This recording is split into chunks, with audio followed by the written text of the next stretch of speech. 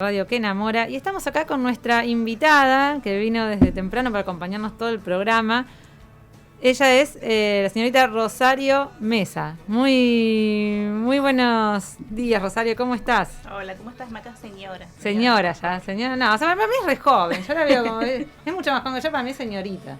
Claro, todavía me queda saber si señora o señorita se dice por estado civil o por franja por edad, etaria. Por edad me corresponde, por franja etaria ya me corresponde. Pensé que era por estado civil. Señora, yo todavía siento eso, digo, no, a mí no. No te pertenece todavía esa categoría. Claro, yo no me doy vuelta. Yo todavía no puse el gancho, dice Maca. No. Bueno, Rosario es una gran, muy conocida por todos los que están ahí viendo en las redes. Rosario es una compañera peronista, escritora, tiene autora de su blog Rosca la Negra Peronista, donde nos brinda también sus notas para publicar en nuestra página. Y una analista política también, ¿no? De todo lo que pasa y con tus escritos de alguna manera reflejás lo que pasa el día a día. Rosario, ¿cómo estás viviendo? Ya hemos hablado acá telefónicamente en este programa, pero a raíz de, si escuchaste el editorial, cómo venimos encarando este tema del FMI, ¿cómo vos como peronista, también como mujer peronista, porque también estás invitada por el Día de la Mujer, cómo sentís y vivís todo lo que está sucediendo a nivel país? Y mira, hace unos días vengo reflexionando acerca de esta cuestión del FMI en particular y de la guerra en particular, porque es un poco el contexto que estamos viviendo. De repente dejó de existir el coronavirus y ahora lo que tenemos es guerra, claro. Y es el acuerdo, pero no tampoco veo que del acuerdo se nos diga lo más importante que debiéramos de conocer, sino más bien lo lateral, ¿no? Propiamente la rosca, propiamente las figuras políticas, digamos, cuasi el estrellato de las qué hace fulano, qué hace Mengano, hace Máximo, cómo claro, se comporta, qué va a votar y demás, y no, en definitiva no se nos está diciendo lo importante que es quién pone la guitarra, como le digo yo, ¿no? Pero además de eso tenemos la guerra, que es como que vino a reemplazar al coronavirus en la agenda mediática total todo el tiempo. Ahora bien, es cierto eso, sí. Pienso también en esta agenda de la guerra y la palabra guerra, y últimamente estoy reflexionando mucho acerca de la palabra guerra, porque hace 40 años que nosotros hemos perdido de alguna manera una guerra que hasta el día de hoy estamos atravesando las consecuencias. Tenemos en nuestro territorio una potencia enemiga que, dicho sea de paso, es la misma que está en pugna ahora en guerra, y es más o menos lo mismo, o sea, es la misma calidad de digamos, se pone de la misma manera en compromiso la soberanía del país perdiendo una guerra o sometiéndose a los poderes concentrados, y en este caso a un organismo multilateral de crédito como puede ser el Fondo Monetario Internacional, ¿no? Y como que estamos llegando a Malvinas 40 años sin hablar de Malvinas.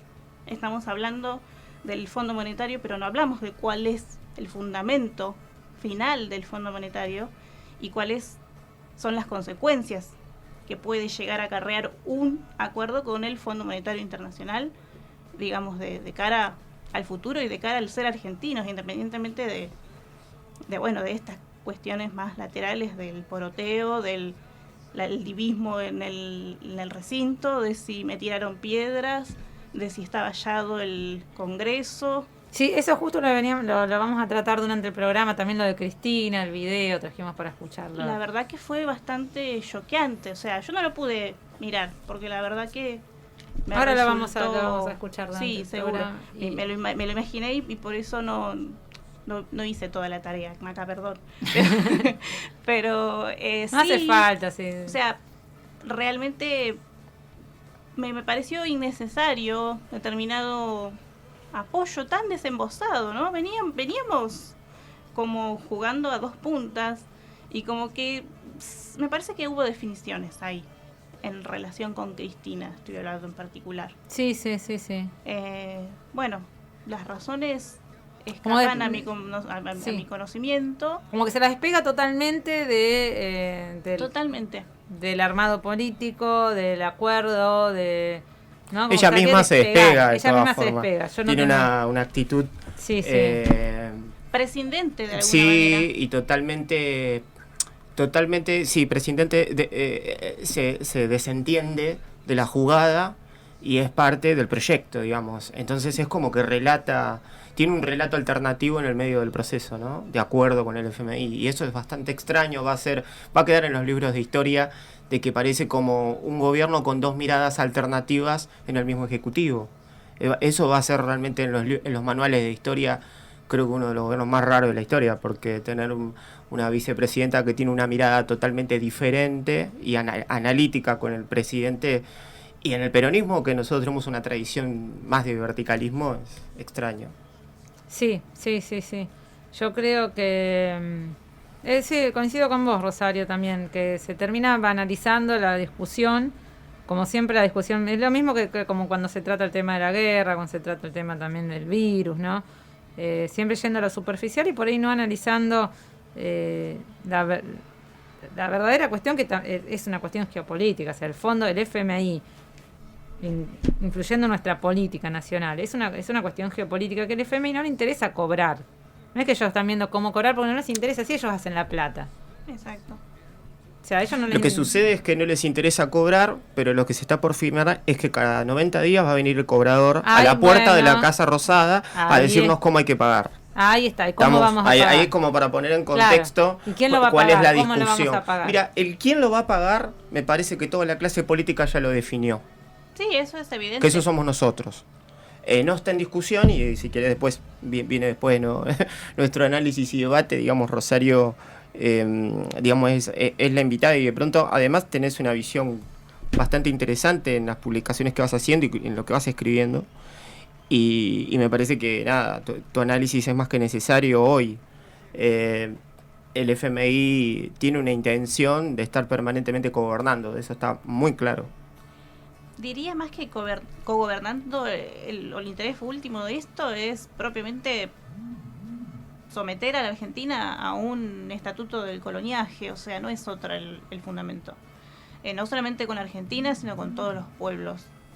Pero en particular, nosotros somos como, no sé, somos como un tesoro que cualquiera con sed de poder querría tener. Somos el octavo país más importante en extensión en todo el mundo. Los recursos, recursos invaluables que tenemos, sobre todo para lo que se viene. Tenemos litio, por ejemplo, tenemos agua dulce, son las cosas que se van a demandar en el futuro. Y realmente hipotecar el futuro de los argentinos es lo que quiere la élite global, o sea, es lo que le conviene realmente. El proyecto viene por ahí. Hasta el día de hoy existía el peronismo, pero lamentablemente, siendo peronista, debo decir que estamos atravesando una fase terminal. Los peronistas, con el movimiento peronista, está atravesando una fase terminal, y me parece a mí que era el único ariete que existía en contra de ese avance del colonialismo en Argentina. Sí, es por eso yo puse en el editorial esta sensación de derrota política, porque decir, bueno, a ver, ganó el masismo, pues esto es puro masismo, o sea, el masismo aliado con Juntos por el Cambio, o sea, buscando votos en Juntos por el Cambio, que fue, que uno lo ve en los medios, todo parece esa grieta, y no ese enfrentamiento, y y todo el tiempo, y no porque fue culpa de ustedes la pandemia amarilla, y después terminan votando juntos, digamos. Entonces, mirá, recién hay algo que no se... Sí, recién escucho a Rosario y decía la fase terminal del peronismo. Es la segunda persona que me dice eso, de 20 o 30 con las que uno habla permanentemente, y me dice eso. Cuando llegó Menem parecía que el peronismo se acababa. Que se acababa el peronismo. Menem venía con una fórmula del consenso de Washington, diciendo, bueno, el peronismo es una cosa del pasado, ahora hay que adaptarse a los tiempos, como decía Maquiavelo. Y Néstor nos devolvió el auténtico peronismo, digamos. Después de ahí podemos tener diferencias, y hay muchas, digamos, en redes se discute mucho. Creo que uno de los grandes defectos del peronismo actual, me parece, y sobre todo en la juventud, el trotskismo, digamos, ¿no? Esta cuestión de de creer de que somos más papita que el Papa, más peronista que Perón, más kirchneristas que Cristina o más kirchneristas que Néstor. Hay un gran defecto ahí y ahí nos perforó. Creo que por eso tal vez me gustaría que desarrolles eso que vos me decís. ¿Por qué pensás, Rosario, que es una fase terminal del peronismo? Y mira, porque es la primera vez en toda la historia del peronismo que triunfa un gobierno peronista, digamos, que se vende a sí mismo como peronista, pero en realidad no, digamos, ninguna de los fundamentos ideológicos propiamente y ni los símbolos del peronismo perviven dentro de lo que se llamaría el movimiento nacional justicialista, que no es tal porque no tenemos conducción además. Durante el menemismo, de hecho, todos estábamos hablando acerca del argentinazo, la revolución productiva, el salariazo, perdón, y los símbolos peronistas estaban todo el tiempo a la orden del día. O sea, existía una simbología peronista detrás que subyacía constantemente a ese proceso que, además, bueno, tenía un contexto particular, era un mundo unipolar recientemente muy constituido después del consenso de Washington, y uno no sabe bien, digamos, con el diario del lunes no sabes muy bien cómo catalogar a Menem como figura política. Tal vez en lo particular te puedo decir de todo de Menem porque soy de esos, viste, el chiste, el meme de las redes: si no te moriste de hambre con Menem, no tuviste infancia. Bueno, esa es mi infancia. Claro. Pero, sí, siempre lo contás entonces. Pero sí, claro, independientemente de eso, que es una cuestión personal, uno puede llegar a ver en esa persona y en esa figura un protoperonismo, digamos, ideológico o doctrinario. Podía encontrarlo. Hoy no. O sea, nuestro presidente de la nación, que además es el presidente del Partido Justicialista, es una persona declaradamente no peronista. Socialdemócrata. Es socialdemócrata, se define a sí mismo como el ala liberal progresista. Liberal de izquierda, soy liberal de izquierda. Peronismo, que no existe. O sea, es una contradicción en sí misma, en sí propia, porque el peronismo no es liberal. No es ni de izquierda ni liberal. Es marxista. Claro, sí. O sea, es de tercera posición y digamos, realmente es como, siempre hago la comparación de, no es lo mismo tener un cohete en la mano y que te explote, te vas a romper un dedo, pero si lo tenés adentro de la mano, te vuela la mano completa. Bueno, eso es lo que nos está pasando ahora. Nosotros tenemos el cohete adentro, nos están intrusando y realmente, bueno, sí, es no lo que... sé qué puede llegar a salir de esto, pero lamentablemente no soy muy... Sí, es lo que vos planteás, es lo que optimista. plantea Guillermo Moreno, ¿no? Uh-huh. De esto de que él quiere, dice, no, yo lo que dice Guillermo siempre, que él quiere despegar el peronismo de esto. Alberto Totalmente. Fernández, porque si no se nos van a endosar el fracaso de este gobierno a los peronistas. Y esto no es que el tiene peronismo. razón. Él siempre hace tiene razón. en eso. Es interesante esto de Guillermo porque se ve que se lo descalifica porque ganan elecciones o no. Ayer escuchaba también a Altamira que también se le dice eso a cierto espacio de izquierda que no tienen cargo. Resulta ahora que la opinión pública y la libertad de expresión solamente es validada a través de los votos. Por lo tanto, tendrían que opinar en los medios de comunicación las tres primeras fuerzas y listo. El resto tiene que estar mirando a ver con autoridad moral o ética para poder opinar. Me parece un despropósito lo que se le hace a Moreno en ese sentido y una falta de respeto total a lo que es la base de la comunicación, que es la democracia.